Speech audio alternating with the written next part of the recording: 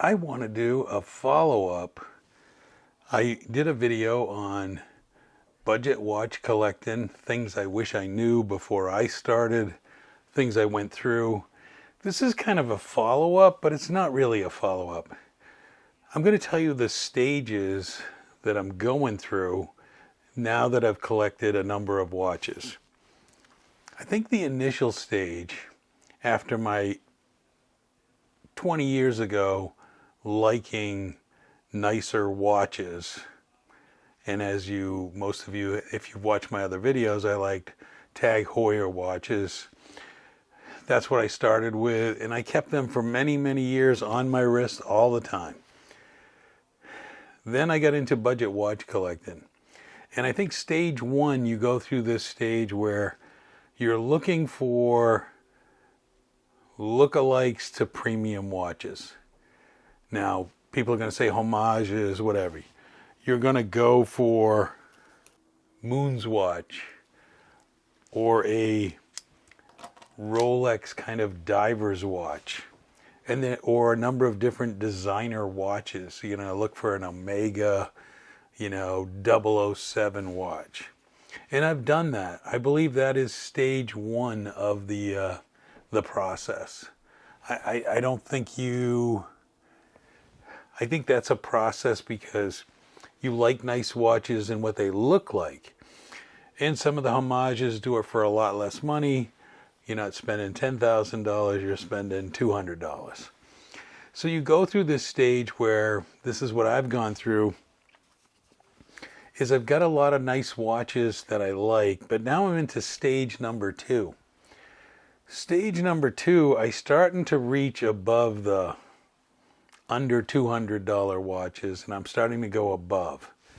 And I first noticed it when I started selecting, and you may have seen these already, like the Proxima watch. I'm starting to go ahead and get a unique style.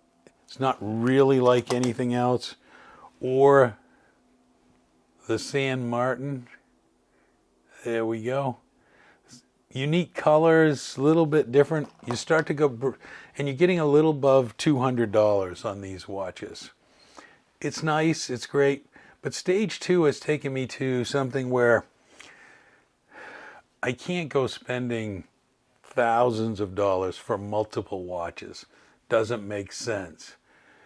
Now I'm kind of intrigued by not the luxury best, not like a Tudor, or not a Omega watch, as like a lot of people talk about how they just stop buying budget watches, save up, get the big watch. Well, right now I'm more interested in the watches that are kind of setting standards. They're kind of like, they look really good, they're popular and hard to get. So let me show you some of these watches that I'm looking at. I really have to take a look at. So here, let me fire up my screen recorder. So here's the first one on the list. And you start to get up in prices. The Seiko Alpinist. I have not been in touch with figuring out the Seiko Alpinist watch, but I've caught up on the history of it. There was the Saab 06, 03. I should look it up. Then we've moved up. They've put out this Prospect SPB 121. That other watch was priced low, and as soon as the popularity of it, it went way up. And it has an inner bezel, and it's made for direction, hiking, alpinists. I don't even know how to use that. I'm sure I'd have to look it up. But I fell in love with the looks of the green, gold, and the band. It all just seemed to go together really well. And I'm just in shock. Now, this is the latest version. And I'm not so sure I completely like the latest version. And I'll tell you why. I don't know if I'm not sure I like the Cyclops. Just not really sure. But on the Seiko website, that's the only one that's there. The problem is I know, let's just see. Now there are lots of types of Alpinists, and they're not all the same. This is a Alpinist, but it doesn't have the inner bezel, and it has a granular kind of dial. It's a little bit different. Then you have the Sarb 017. This is really the watch that kicked it off. And those prices of that watch, notice it doesn't have the Cyclops. It's running for $1,000. So I'm kind of searching for it, and then I came across, let's see if I can just put it up. Then they have a Seiko Alpinist GMT. It includes the inner bezel, but it has an outside bezel with the 24-hour time. And believe it or not, this green, they only sell in Japan. It's limited in Japan. So it is the Seiko Alpinist as a GMT with an outside bezel of up to 24 hours. Internally, it still has the Alpinist direction finder, has the gold letters and the gold hands. And I'm like, is this the ultimate Alpinist? Is this the one I should be going for? And it's clear, it's only available in Japan, very hard to find. And I started looking at it, $1,000, it makes me a little cautious, but it's on my bucket list of a watch that I may be looking at in the future as what I'd want to add to my collection of those really special ones. My Phase 2. Let's tell you about another one. Kind of a weird watch.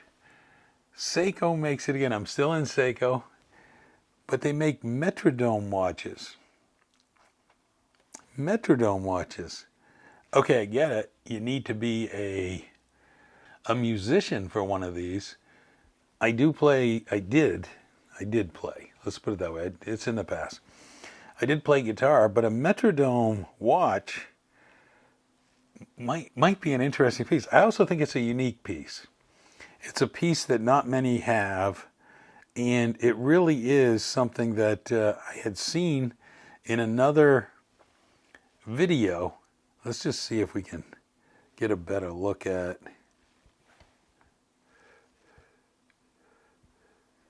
what these look like. It is the uniqueness of the metronome. I don't know how the clicking and noise works, but it has my curiosity up. I'm looking for that unique kind of watch that it's got something special, and you either know about it or you don't know about it. This one many of you have probably seen. The Studio Underdog.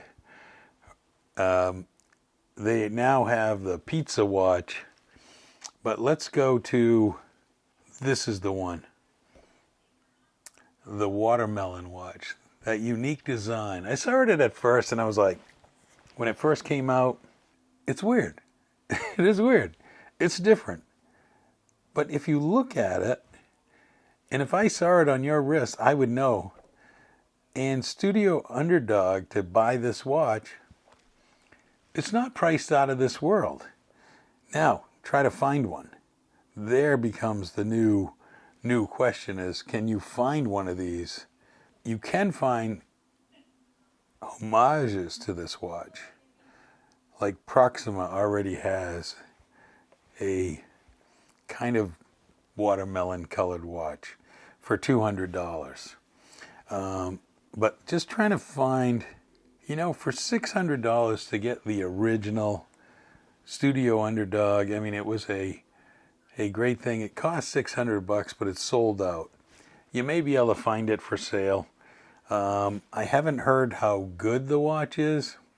It clearly is a unique watch. Now, I can't believe they wouldn't reissue it again.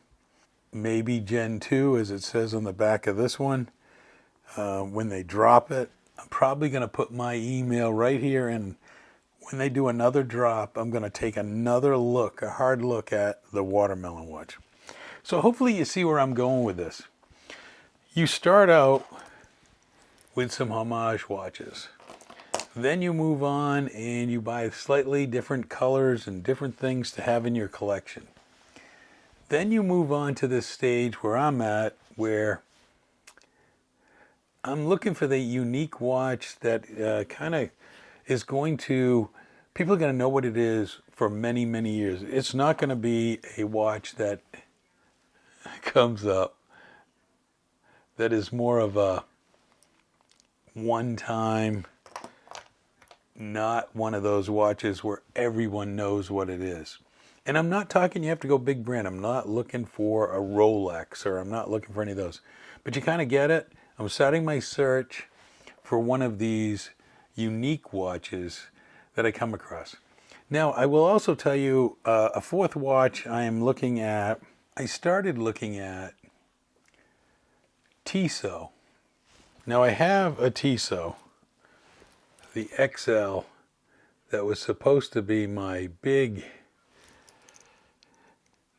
IWC replacement watch. I've never really totally liked it. Everybody knows I've talked about the chronograph hand being off. So Tissot, though, the Seastar, has always interested me. So I looked at this one, the Seastar 2000, and what I found when I went into the store and tried it on, I think, you know, when I look at these watches, I'm really looking for the one thing that's going to make me not wear it, which means I don't want to spend the money and not wear it. Now, this is a $1,000 watch, and it's a, 600 meter depth watch. It's a true diver's watch, and it's Powermatic 80, but it is so thick. Thickness is 16.3. The thing stood up on my wrist way too high. So then I looked at, and the Seastar 1000, I did try on one of these, but there's a lot of videos out. It looked really good. $795. I like the blue bezel, blue dial. It was a very nice watch, and it was 30 bar, 300 meters. It's another true diver's watch. But two things when I wore it I was concerned about. One is in the date window. There are some numbers that start to peak around the edges, bothering some people. Minor thing, but it could bother you. The other was the bracelet. The bracelet just seemed awful light for the watch. For that price range, I was expecting a little bit more in the bracelet. And I've seen this watch on sale for different prices, but you have to be careful because it's not the same watch. Now, the thickness in this watch is 12.7. Pretty similar to many of these homage watches that you get. So, under 13, pretty good. It has the Powermatic 80. It's a nice looking watch. This one's got me very close if I find it at the right sale. But here's what the difference is, and there's so many versions of this one. If you look at this picture, notice the date window. It's not round. That one is not round. But if you go up to the top one here, it's round. There's a difference here. There's a difference with each watch. And the more I looked at them, the more I struggled with what exact version am I getting? Am I getting with the square or the round? I did try this on. I loved it. The store wouldn't give me any discount or any kind of... So it's on my list. So I just thought I would show you that here's some watches that are on my list. Little things are holding me up. Price. Maybe one or two question marks on the watch. Or maybe I haven't tried it, and for the price. But those are four pretty unique watches that are on my list that I'd love to hear your comments, what you think about each one of those watches. I'd love to have a comparison of those watches. But those are something I'm interested in phase 2. Getting a watch that kind of cuts above the homages, but I'm not breaking the bank. Don't want to break the bank, and I'm not going to buy them all. Just not going to do it. I may go back and look for homages of those watches, but I can't find them. The Seastar, I can't find anything that really is the same as the Seastar and the Tissot. And it just appears to be that cut above the more basic Tissot that I bought. But I'm clearly going to check everything out before I ever put my money down for it. The watermelon watch, unique. It's more of a designer watch. I hope you like this video. Just looking at my journey going into phase 2 after collecting a number of watches. Hope you like this video. Like and subscribe. Make comments. It helps me with my YouTube channel. And I appreciate everybody that put me over the monetization level. Thank you very much. And hopefully you like this video. Thanks for watching.